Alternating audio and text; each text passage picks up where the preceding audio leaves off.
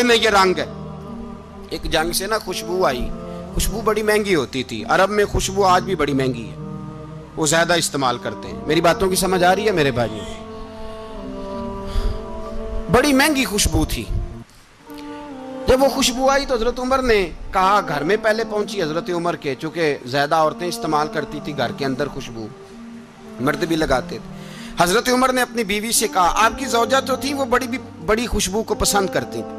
حضرت عمر نے اپنی زوجہ سے کہا کہ خوشبو لاؤ, میں نے ایک عورت کی ڈیوٹی لگائی ہے, وہ خوشبو تول کے نا تو حصہ برابر صحابہ میں بانٹ دے گی. تو آپ کی زوجہ کہنے لگی, کسی بی بی کی ڈیوٹی لگانے کی کیا ضرورت تھی, میں جو موجود تھی میں بانٹ دیتی ہوں تول کے حصہ برابر. آپ نے فرمایا نہیں تو رہنے دے, اور فلانی بی بی بانٹے گی. کہا حضور میں نے بھی بانٹنی ہے, میرے پہ کچھ حق ہے؟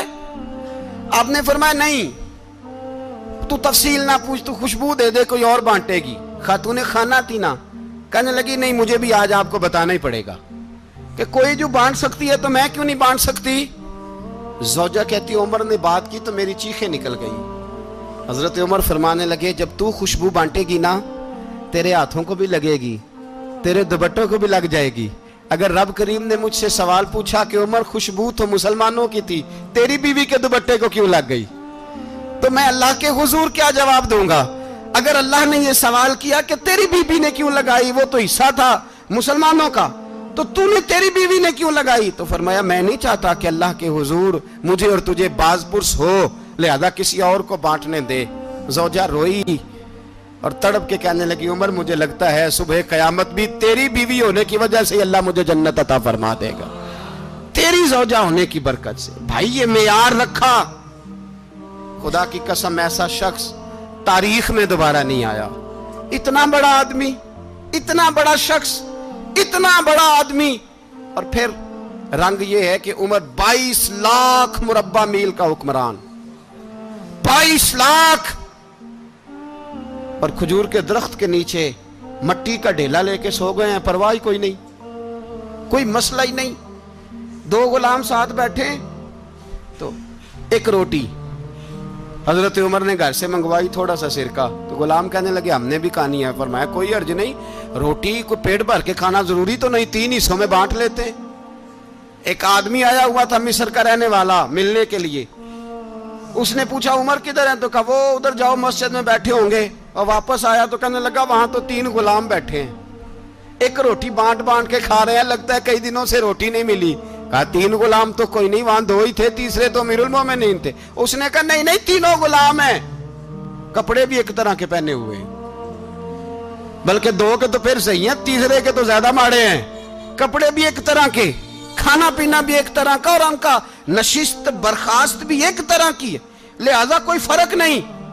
حضرت ابو ہریرہ کہتے ہیں میں لے کے آیا, اور جناب عمر کو جب میں نے کچی زمین میں تامت سمیٹ بیٹھے دیکھا تو میں رو پڑا. میں نے اس مصر سے آنے والے کو کہا تو اس کے جلوے دیکھ, اگر اس کی ذات میں اتنا حسن ہے تو محمد عربی کا مقام کیا ہوگا. یہ مقام غور ہے, مقام غور. 10 محرم کو لوگ دیگے پکائیں گے نا, نہیں پکانی ہے, کوئی بول دے نہیں, ہاں نہ نہیں کر دے, پروگرام بدلیا تو نہیں دی عید کی کہ وہ ایک کام شروع ہویا ہے لات ٹیٹ ہونے والا. کیوں جی, پکنی ہے نا دیکھیں 10 محرم کو انشاءاللہ تعالی, ہم بھی پکائیں گے انشاءاللہ, یہاں بھی پروگرام ہوگا. تو 10 محرم کو جو دیگ پکنی ہے تو ایسا نہیں ہو سکتا کہ 1 محرم کو حضرت عمر کے نام کی بھی کوئی پک جائے. اگر امام حسن حسین کے نام کی دیگیں پکے تو جو امام حسن حسین کے سے پیار کرنے والے ہیں, جو امام حسن حسین سے, ہم لوگوں نے بھی عجیب رٹا اپنایا ہے نا, ہم لوگ بات کا ایک پہلو دیکھتے ہیں دوسرا نہیں دیکھتے. حضرت امام حسن اور حسین کو بھی نبی پاک نے شہید کہا, اور جناب عمر کو بھی رسول اللہ نے خود شہید فرمایا. فرمایا شہید ہے, خود فرمایا اپنی زبان سے کہ یہ شہید ہے, خود میرا عمر شہید ہے.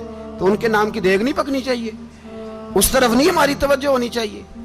اور اہل بیت نبوی, یہ بات میں پہلے بھی کرتا ہوں, آج پھر کرنا ضروری سمجھتا ہوں. اہل بیت کا پیار سن لو کان کھول کے, اہل بیت کا پیار اگر ہمیں کسی نے سکھایا ہے تو سیدنا عمر فاروق نے سکھایا ہے. اہل بیت نبوت کی محبت اگر کسی نے سکھائی ہے تو کس نے سکھائی ہے؟ بول کے بتائیے. حضرت عمر نے. اہل بیت کا پیار ہمیں حضرت عمر نے بول کر کے سکھایا ہے. بھائی یاد رکھیں, کسی کی طاقت نہیں تھی دم مارنے کی حضرت عمر کے سامنے, طاقت ہی نہیں تھی. کیسر و کسرا کانپ جاتے تھے, جرأت ہی نہیں کرتے تھے حضرت. اور ہمارے تو تعلقات بڑے ہیں نا غیروں سے. حضرت ابو موسیٰ اشعری رضی اللہ تعالیٰ عنہ فرماتے ہیں میرا منشی عیسائی تھا. وہ کاتب کہتے تھے وہ لوگ, میرا حساب کتاب عیسائی تھا. تو فرماتے ہیں ایک دن میں نے وہ سارا حساب کتاب لین دین کے حضرت عمر کو دکھائے تو فرمانے لگے جس نے لکھے ہیں اس کو بلاؤ. کہنے لگے ضرور مسجد نہیں آ سکتا. کیوں نہیں آ سکتا؟ کہنے لگے وہ عیسائی ہے. کہتے ہیں حضرت عمر جلال میں آ گئے. آپ فرمانے لگے جنہیں رب دور کرتا ہے تم کیوں قریب کرتے ہو؟ جنہیں اللہ دور کرتا ہے. فرمایا تم غیروں کو اگر عہدے دو گے تو اپنوں کا کیا بنے گا؟ اگر تم غیروں کو عہدے دو گے تو اپنوں کا. یہ سوچ ہے جو آج برما کے مسلمانوں کے لیے بھی ضروری ہے. کہا اگر تم غیروں کو عہدے دو گے تو اپنوں کا. ہم نے غیروں کو عہدے دیے تو دیکھا نا اپنے کس طرح کاٹے جا رہے ہیں. غیروں کو جو عہدے دے دیے یارانے سارے غیروں سے. روز دعویٰ ہوتا ہے چین ہمارا سجن ہے, چین ہمارا دوست ہے. او بھائی دوست ہے تو اس سے کہو نا کہ برما تو تمہاری ایک چھوٹی سی ریاست ہے, چین کے بغیر تو وہ سانس بھی نہیں لے سکتا. اس کو کہو نا اس حکومت پہ دباؤ ڈالے. لیکن ہم لوگوں نے غیروں کو عہدے دیے تو اپنے پس گئے. حضرت عمر کہتے تھے ذمی کا ہم ادب کریں گے. ذمی کافر کا ہم, ایسا کافر جو مسلمان ریاست کو قبول کرے, بدامنی نہ پھیلائے. ایک آدمی کو آپ نے دیکھا آنکھوں سے نابینا ہے اور بھیک مانگ رہا ہے. تو حضرت عمر کو نظر آ گیا. فرمایا کون ہو؟ اس نے کہا میں یہودی ہوں. فرمایا بھیک کیوں مانگتے ہو؟ کہا جب تک تندرست تھا مسلمانوں کو جزیہ دیتا تھا, بوڑھا ہو گیا ہوں کیا کروں. حضرت عمر نے گھوڑے کی پشت پہ بٹھایا, کافر کو گھوڑے کی پشت پہ بٹھایا اور بٹھا کے مدینے لائے. حضرت علی شیر خدا وزیر خزانہ تھے. فرمایا علی اس کا وظیفہ جاری کرو. کہا یہ کون ہے؟ فرمایا یہ یہودی ہے لیکن یہ ہمیں جزیہ دیتا رہا, بوڑھا ہو گیا بیچارہ, بھیک مانگنے پہ مجبور ہے, ہماری حکومت کے اندر رہتا ہے, اس کا پورا وظیفہ جتنا خرچہ اتنا وظیفہ لگاؤ. حضرت علی کہتے ہیں میں وظیفہ لگا رہا تھا اور وہ میرے نبی کا کلمہ پڑھ رہا تھا, وہ رسول اللہ کا کلمہ پڑھ رہا تھا. یہ مزاج, یہ نہیں کہ کافر. حضرت عمر نے گورنروں کو خط لکھے تھے کہ زبردستی کسی کو مسلمان نہیں کرنا, جہاں ان کی عبادت گاہیں بنی ہو گرانی نہیں, کوئی مندر کوئی گرجا ضائع نہیں کرنا. اسلام سب کو جینے کا موقع دیتا ہے, پر بے ایمانو ظالموں بدذاتوں تمہیں یہ کہتا ہے کہ ہم تمہیں جینے کا موقع دیتے, تم بھی مسلمانوں کو جینے کا موقع دو. یہ جہاں بستے ہیں جہاں رہتے ہیں انہیں وہاں جینے کا موقع دو, انہیں بھی اللہ اکبر کہنے کا موقع دو, انہیں بھی قرآن پڑھنے کا موقع دو, انہیں بھی رسول اللہ پر درود پڑھنے کا موقع دو. ہمارے ملک میں عیسائی اپنی مرضی سے کھلے عام تبلیغ کرتے ہیں. یہاں تو چینل چلائے ہیں عیسائیوں نے. کسی مذہبی جماعت نے کبھی جلوس نکالا ہے کہ عیسائیوں کا چینل بند کرو؟ بولے نکلا ہے کہ نہیں نکلا؟ کتنے ظلم کی بات ہے. ہم جب غیر کو اتنا تحفظ دیتے ہیں, اتنا تحفظ دیتے ہیں. ہم نے دیکھا ہے, مجھے بیسیوں لوگوں نے عید پہ ٹیلی فون کیے کہ عیسائیوں کو قربانی کا گوشت دے لیں, مجبور ہیں جی, دروازے پہ آ گئے ہیں, ہمارے کام کاج کرتے ہیں. بیسیوں لوگ, عام آدمی کے دل میں ان کا اتنا جذبہ ہے. وہ مسائل کا بیان کرنا ایک علیحدہ بات, لیکن ہمارے دل کافر کے حق میں بھی نرم ہو جاتے ہیں. تم کس قدر زیادہ بے ایمان ہو اور کفر کس قدر زیادہ ذلیل ہو گیا ہے کہ مسلمان کے حق میں نرم ہوتا ہی نہیں. اور اس سے بڑے ذلیل وہ ہیں جو ان ذلیلوں کے سپورٹر ہیں. وہ کسی عرب ملک کے حکمران ہو یا کسی اور جگہ کے, وہ بڑے ذلیل ہیں جو ان ذلیلوں کے سپورٹر ہیں, جو برما کی بچیوں کے قتل پر اپنی حکومتیں چمکا رہے ہیں. انہیں شرم نہیں آتی. اس قدر مسلمان تڑپا ہے لیکن ان بے غیرتوں کو ذرا ہوش نہیں آئی. اور یہ ان کے کماش, ان کے دلال جو ہر جگہ ان کی سپورٹ کر کے اپنی حکومتیں قائم کرتے ہیں, بے ایمانوں کو پتہ نہیں کہ کب ان پر اللہ کا عذاب اترے گا اور کس طرح ان کے پرخشے اڑیں گے. تمہیں اپنی ذلت اور رسوائی نظر نہیں آ رہی کہ زمین کس طرح تمہارے لیے تنگ ہو گئی ہے؟ اس سے زیادہ اور تمہاری رسوائی کیا ہوگی؟ ڈرو اللہ سے. اور یہ تو دنیا کا عذاب ہے. ان بطش ربک لشدید. میرا رب کہتا ہے قیامت تو قائم ہونے دے. جتنا سخت تیرے رب کی پکڑ ہے اتنی کسی دوسرے کی ہو سکتی. یاد رکھیں اور تھوڑا احتیاط کریں ہم سب لوگ بھی, جو ہم لوگ آدھی زبان بول کے بھی ان کی سپورٹ کرتے. اب شرم آنی چاہیے ہمیں ان حکومتوں کی سپورٹ کرتے جو مسلمانوں کی لاشوں کے اوپر حکومتیں قائم کرتے ہیں. شرم آنی چاہیے. بہرحال بات دور نکل جائے گی اور میں اپنے مضمون پہ رہتا ہوں. اہل بیت کا پیار اگر سکھایا ہے تو جناب عمر نے سکھایا ہے رضی اللہ تعالی عنہ. امام حسن ملنے, آپ یقین کریں میں جب اس واقعہ کو پڑھتا ہوں تو میرا دل جھوم جاتا ہے. میں کہتا ہوں یار ڈاڈا ہونا اپنی جگہ پہ, عشق ہونا اپنی جگہ پہ, انسان کا باوقار ہونا اپنی جگہ. جہاں کھڑے ہونا تھا وہاں یہ کھڑے ہوتے تھے, اور جہاں جھکنا تھا وہاں یہ ان لوگوں میں اقبال نے کہا تھا تیری نگاہ ناز سے دونوں مراد پا گئے, عقلِ غیاب و جستجو عشق حضور و اضطراب. جہاں اگر آیا ہے سامنے کیسر و کسرا تو عمر جیسا دلیر کوئی نہیں, اگر سامنے آیا ایران کا بادشاہ تو عمر جیسا تگڑا کوئی نہیں, اگر آیا ہے سامنے غسان کا بادشاہ تو عمر جیسا عادل کوئی نہیں.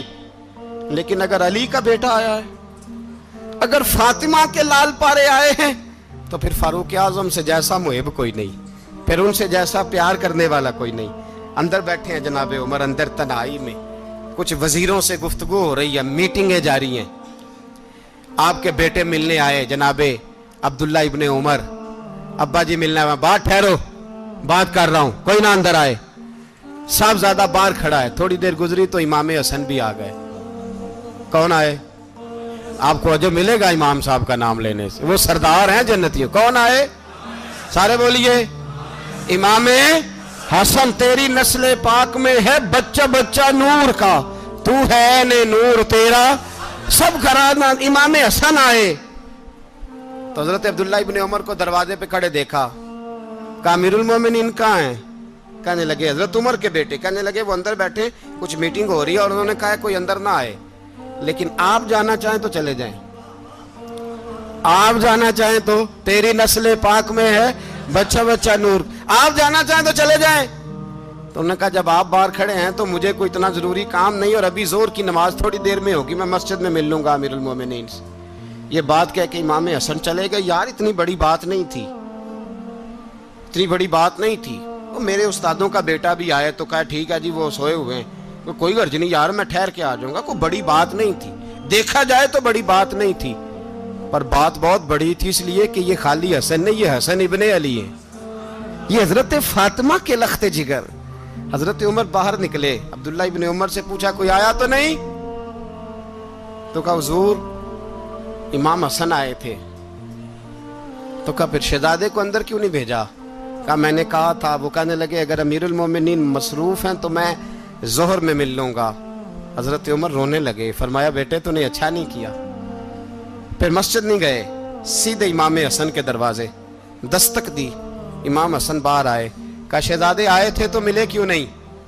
تو امام حسن کہنے لگے حضور آپ کا اپنا بیٹا دروازے پہ کھڑا تھا, آپ کا اپنا بیٹا دروازے پہ کھڑا تھا, اور منع بھی کیا تھا آپ نے, تو میں زور میں مل لیتا. حضرت امام حسن فرماتے جوش جذبات میں جناب عمر نے سر سے پگڑی اتار دی, جوش جذبات میں.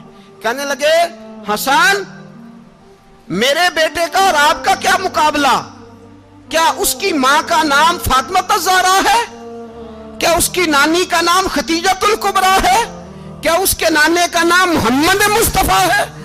آپ کا اور اس کا کیا مقابلہ؟ پھر رو پڑے اور کہنے لگے بیٹے میں مکے کے صحراؤں میں اونٹ چرایا کرتا تھا, یہ جو میرے سر پر عزت کے بال ہیں یہ تیرے نانے کے اگائے ہوئے.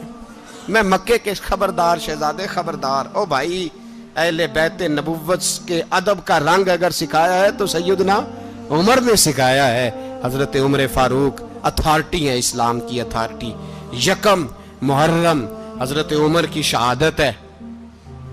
یہودی بول اٹھا, کافر بول اٹھا, اگر 6 مہینے عمر دنیا میں اور رہتے تو دنیا میں کوئی کافر موجود نہ ہوتا. 6 مہینے. اور جب اس بطل جلیل کا جنازہ اٹھا, اللہ بخاری پڑھیے نا, اللہم ارزقنا شہادت فی سبیلک, اللہ بسترے کی موت نہ دینا, شہادت کی دینا. عمر شہید ہوئے, مسجد نبوی میں نماز پڑھاتے, اور جب جنازہ اٹھا تو مدینے کا پھر پیچھے جو دلیر بچے وہ مولا علی تھے. مولا علی, جناب عمر کا جنازہ اٹھا تو سب سے پہلی ہائے جو نکلی وہ حضرت علی کی زبان سے نکلی, اور حضرت علی ساری داڑھی آنسوؤں سے بھر گئی. لوگوں نے کہا کہ علی کیا ہوا؟ فرمانے لگے تم دیکھ نہیں رہے جنازہ کس کا اٹھا ہے, پلٹ کے دیکھو تو صحیح, تم پتہ نہیں ہے کون گیا ہے, کہ حضور کیا ہوا؟ آپ فرمانے لگے عمر اس طرح کے کام کر کے گیا ہے، اب ان کے رستوں پہ کون چلے گا؟ کون اس کے جگر راہ وفا میں نقش ایسے چھوڑ آیا ہوں، میں جس منزل سے گزرا ہوں وہ اب تک یاد کرتی ہے۔ حضرت علی حضرت عمر کے جنازے پہ کھڑے ہو کے کہتے ہیں اللہ مجھے اس طرح کے عمل کرنے کی توفیق دے جس طرح کی عمر کر کے گیا۔ میرے بھائی بطل عزیز، بطل حریت حضرت عمر رضی اللہ تعالیٰ عنہ جو اپنی زندگی انقلاب والی گزار کے گئے۔ عمر جب دنیا سے گئے تو 80 دینار کا قرضہ تھا، 22 لاکھ مربع میل کا حکمران، اور اپنے بیٹے سے کہنے لگے بیٹے کوشش کرنا تیرے خاندان والے مل کے میرا قرضہ اتار دے، میری قبر پہ بوجھ نہ رہے، اور اگر خاندان والے مدد نہ کریں تو میرے دوستوں سے بات کرنا، وہ مدد نہ کریں تو پھر علی سے بات کرنا۔ ان کا پیار آپس میں اتنا اور تو اختلاف ثابت کر رہا ہے۔ 80 دینار کا قرضہ چھوڑ کر حضرت عمر دنیا سے گئے اور جاتی دفعہ کہہ گئے میرے بعد میرے بچوں کو حکومت کے مشورے میں بھی شامل نہ کرنا، حکومت کے مشورے میں بھی میری اولاد شامل نہ ہو۔ اتنا بڑا شخص اتنا بڑا رنگ دے کے یکم محرم کو جب عمر فاروق کا وصال ہوا تو بیٹے سے کہنے لگے اماں عائشہ سے جا کے کہو میرا بھی نبی پاک کے روضے میں دفن ہونے کو دل کرتا ہے۔ ایک قبر کی جگہ ہے اماں جی نے اپنے لیے رکھی ہے، بخاری ہے بخاری۔ حضرت عائشہ کے پاس صاحبزادے گئے، کہنے لگے اماں جی عمر کو زخم لگ گیا ہے، حالت بڑی پریشانی والی ہے۔ وہ کہتے ہیں اگر اماں اجازت دیں۔ سید عائشہ رو پڑی، فرمانے لگی کہ وہ اپنی قبر کی جگہ تو نہیں نہ کسی کو دیتا، پر عمر نے کمال ہی بڑا کیا، اسے کہو جاؤ گنبد خضرا میں قیامت تک جو مصطفیٰ پہ اور ابو بکر پہ سلام پڑے گا وہ تجھ پہ بھی سلام پڑھ کے جائے گا، جاؤ میں نے جگہ دی۔